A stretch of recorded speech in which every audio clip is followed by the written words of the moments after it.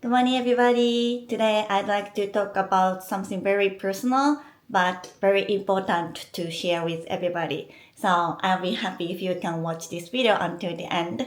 Yes, I didn't have any idea to make this video until actually yesterday.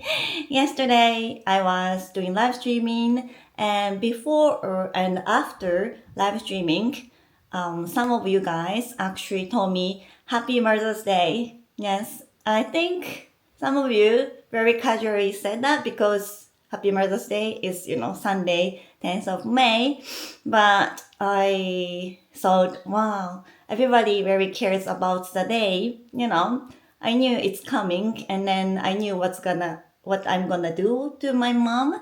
But at the same time, those who mentioned Happy Mother's Days very inspired me and thought deeply. I have over 20K viewers in my channel, and what if I talk about it and maybe some of you guys get inspiration from me and then do some actions. So I decided to make this video. Yes, my mom is super friendly, kind to everybody, not only inside of my house, outside of my family. She's very caring and always trying to find something fun. Whenever she talks about something that she did fun, such as going to her favorite artist concerts or going to some beautiful park with friends, with her husband, she lightly talks about it and makes people happy. And at the same time, if I can borrow my sister's word, she's like a sunshine, a son of my family. Yes, always cheering people and always a good listener whenever we have problem. Yes. I cannot remember the times that she actually really scolded me. She's, casually scold me when I was, a teenager or something. But yeah, only twice she got serious, very strict. And I'd like to talk about this story. The second one, she got very strict about something. Yes. After I went to Australia, I started to be a teacher. I studied to be an English teacher. Now I am a Japanese teacher, but now at that time I wanted to teach English to Japanese people. So I got certificates to be an English teacher in Australia, and right after that I came back and then became a teacher. After 2 weeks of kind of a workshop, I learned internally in the school.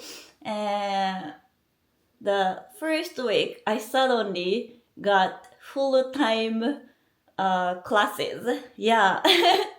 So can you imagine, like, you don't know what's the textbook inside, what kind of student you are going to have, and you were super nervous, no experience as a, teacher. And then but I was, doing it. But one day, on the first week, I got super overwhelmed.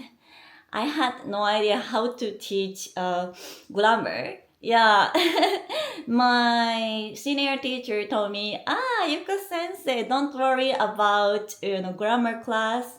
The kids are very nice, friendly elementary school kids, and you have a book and like answer keys.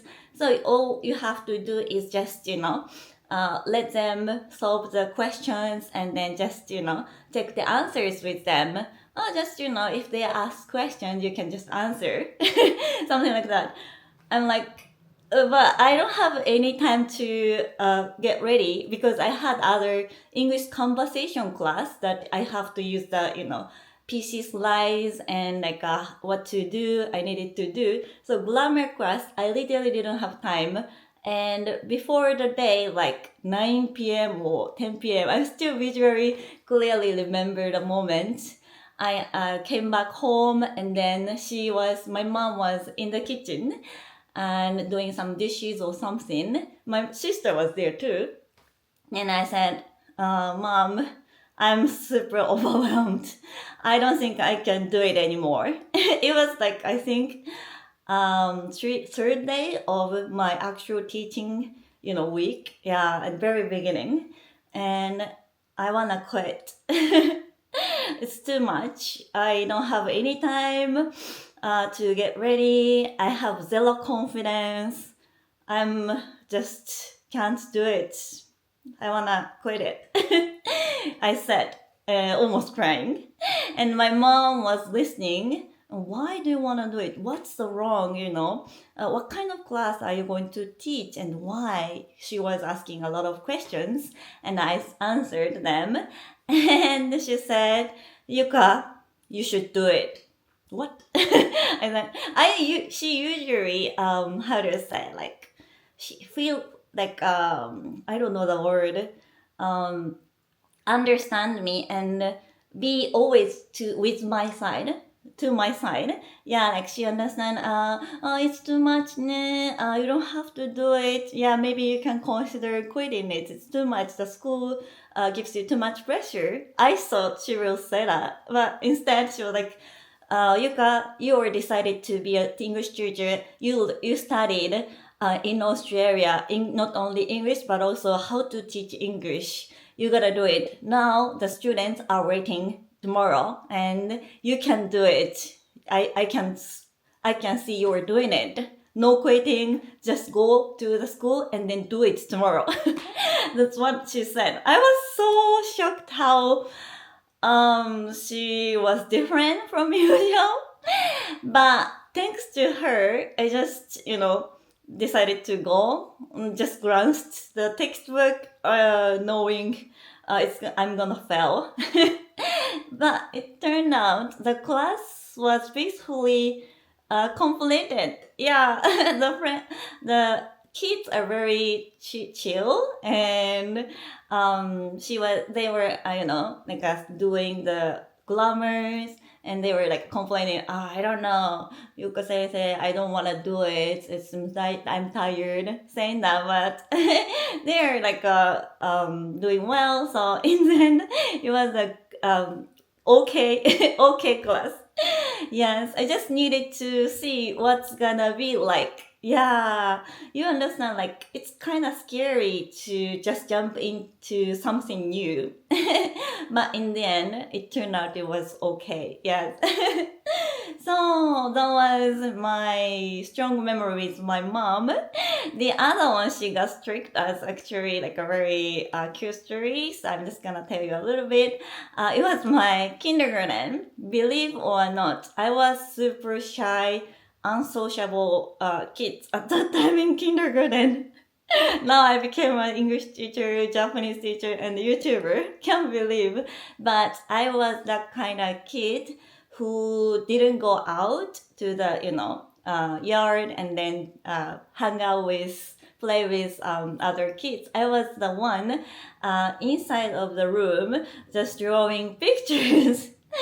But one day, I think I got like a hit or did something, but a boy did something bad to me. I think hit or like doing like pushing me from somewhere. And I was crying. Even though we came back home, I was still crying. And my mom was like, I think she couldn't stand it anymore. Like, come on, Yuka, please tell me what happened to you. Yeah, that kind of thing. And in the end, I think I told her about it. But I think if I were in her shoes, it was super stressful time because it was not only like a 5 minutes or 10 minutes, it was a long 2 hours session or something. Just a kid, non-stop crying, but doesn't tell a mom what happened. Yeah. Yes, but other than that, my mom has been always, just like my friend these days. Yeah. Whenever I go back to my hometown, Osaka, my mom We go shopping together. We chat a lot in the cafe or restaurant, non-stop laughing. So it's a very good, nice relationship. So what I wanted to say in this video is that if you're, living close to your mom or living together, please say thank you, mom. Please think about your favorite memory with her and then say thank you. Or if you're living apart, separately, you can call her and then, or maybe text if you're shy, saying appreciation to you. Yes, to her. Yes, I will do it as well today. So, happy Mother's Day, everybody. That's all for this video. Thank you for watching. Thank you for watching until the end, and see you soon. Bye bye. ありがとう。